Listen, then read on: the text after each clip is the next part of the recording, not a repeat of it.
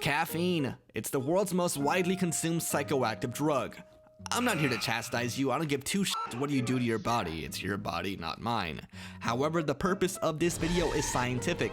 In front of me are 5 ways to ingest caffeine. Coffee, gaming energy powder, a gaming energy potion, elite gaming performance pills, and the classic bottle of Mountain Dew. Besides coffee, all of these products claim to make you a more aware, reactive, and all in all, better gamer. So today I will conduct an experiment to see if any of these could actually make you a better gamer, and if so, which one is the best one to use for your own gaming sessions.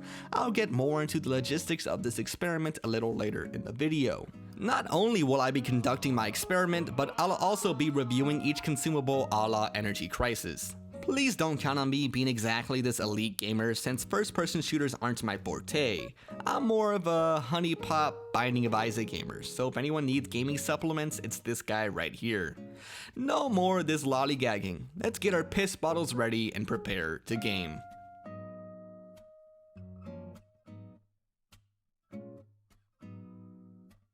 Today I'll be playing 2 games to test my newfound dexterity. Left 4 Dead 2 and Call of Duty Warzone.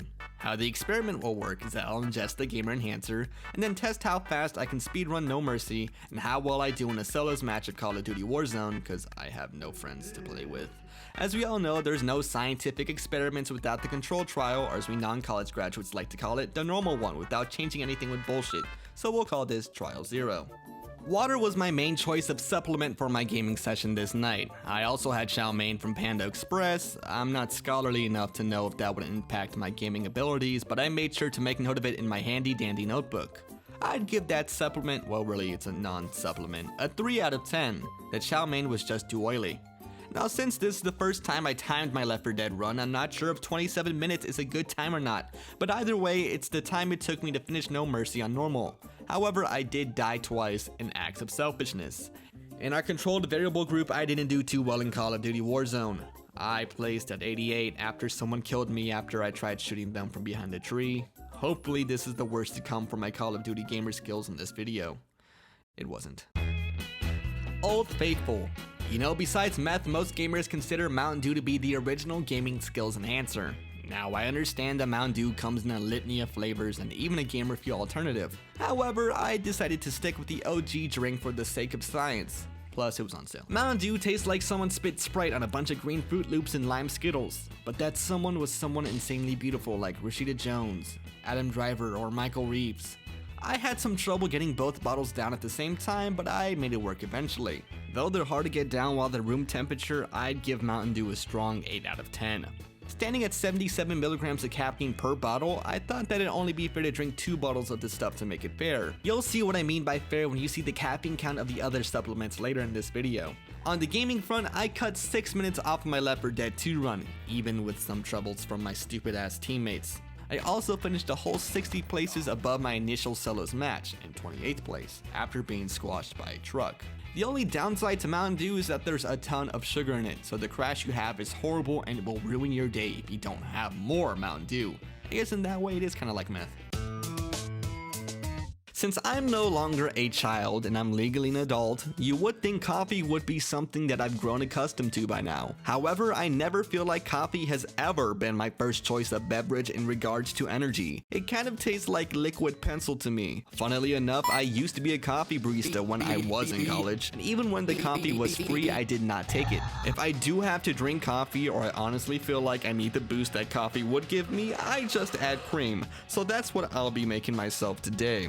It's a 5 out of 10 drink. It could be better, it could be worse taste-wise. Standing at about 100 milligrams of caffeine per little K-cup, I only had the 1 cup. And besides the terrible breath, I have to say it works better than Mountain Dew. In fact, I was more focused when I drank coffee. Probably because there's so much sugar in Mountain Dew compared to the none in my coffee, and sugar makes my hands all shaky and my brain's unruly. Although I placed 36th, my accuracy was nothing less than stellar. No Mercy took me 25 minutes, 2 minutes less than the trial, but with no downs or deaths. Coffee will never be my choice of energy nor my choice of gamer supplement. However, I can't deny that it made me a slightly better gamer. If Monster is for the boomers and Dew is for the millennials, then G-Fuel was peak fucking zoomer. I mean, what adults besides the people advertising it are drinking things called sour blue chug rug? I know that G-Fuel isn't the only gaming energy powder on the market, it's just that it is the most well-known powder on the market. Today I went with Swedish Fish as the flavor I'll judge the entire G-Fuel corporation based off of. And flavor-wise, I have to say it's not terrible. It tastes like Swedish fish. Plus batteries. The one thing that bothers me the most with G-Fuel is that no matter how much you shake your bottle, the powder does not completely dissolve. Now it doesn't completely turn me off from drinking it, but it makes me question what I'm putting in my body when I get to the bottom of my cup. Overall, I'd give this G-Fuel flavor a 6.9 out of 10. Clocking in at 150 milligrams of G-Fuel per scoop, you would think that G-Fuel would give you a whopping amount of energy, but in my experience, I feel exactly the same on G-Fuel as when I'm living my normal day-to-day life, and it shows in my gameplay. I finished No Mercy in 27 minutes, the same exact score I got when I was on chow mein and water. In Warzone, I had a bad streak. I could not break under 100 for 3 games straight. Very mediocre performance for a while until it hit me. I should take more G-Fuel. I took a swig of a more potent amount of G-Fuel and I got the farthest I've been in any battle royale, placing at 23rd place. I felt hydrated and focused and had a very chalky mouth, but that did not matter because I was doing as well as someone who plays Binding of Isaac all day can do in a battle royale game. Though I didn't retry my Left 4 Dead run while on 3 times the recommended dosage of G-Fuel, I'm willing to bet my results would have been a little more satisfactory. Guys, I finally does not advocate going over your recommended daily value of any food component. You might have passed a glance at these if you've ever been at a comic book store or wherever else you might feel ashamed to be at. I like to think that these small energy potions are the gamer equivalent of gas station sex pills.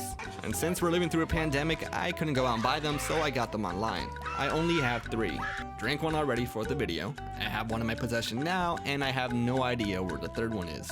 What you're having a gander at now is a health energy potion from Harco's Laboratories based out of Santa Monica, California. They specialize in caffeinated novelties and in real-life gaming consumables. Though there was a Blue Mana alternative, I couldn't afford to acquire it because I recently invested in Wii Balance boards. I'm hoping their price will skyrocket after this pandemic is over. These things don't taste too good, I can only compare them to sour apple juice and cough syrup, but some of you might be into that type of thing, so maybe it's just an acquired taste. Personally, I'd rate it about a 5.3 out of 10. It's just a smidge better than coffee, plus it's pretty small so it goes down quickly. There is no exact caffeine count on the nutrition label, so I can only assume there's a lot of it in this bottle. I'm willing to bet it's like 15,000 grams of caffeine, but that's just a guess, so I might be a little off. Though it doesn't taste great, the results are exemplary in what I believe gaming energy should feel like. I downed and killed 6 people in Warzone, the most I've ever killed in a battle royale. It was a pretty big moment for me. I may have finished in 28th place, not as well as I did with G-Fuel, but I did feel better after the game. There were no crashes or withdrawals or lashing out at my kids, which is a pretty big step forward towards a healthier lifestyle. I also had an improvement in my time in Left 4 Dead, finishing at a crisp 22 minutes. I guess I should add that I'm not sponsored by any of these brands or corporations in this video. Yet. Please someone sponsor me, I need balance boards.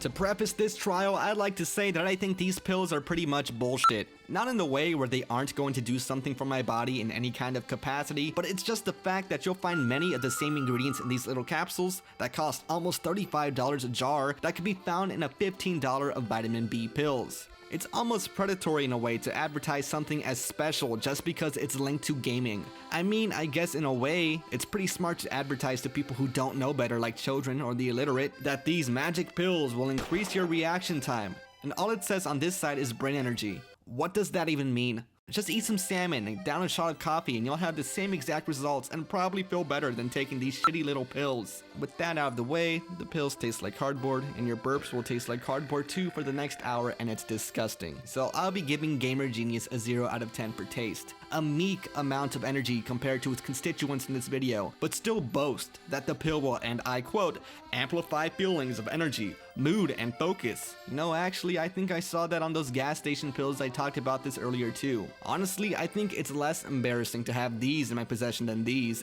They don't even work. I still finished at 55th place in Warzone, and that was the best I can do in like 2 hours of gameplay. It was pitiful. Barely beating Trial 0, No Mercy took me 26 minutes with 1 death and 2 downs. Please, I beg you, do not give this company your money, save your cash, and buy some balanced sports. You'll thank me in a year.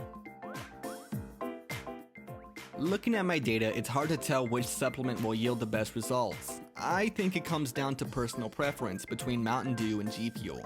I think if you'd want a more focused experience, I'd go with G-Fuel. But if you're just playing to have fun, totally go with Mountain Dew. Though the Health Energy Potion got me far with kills, they're just a little too costly at $4 a bottle plus shipping. But I know we have to crown a winner of some sorts to end this video, so I'll make the decision that meth is probably your best bet if you're trying to get that dub.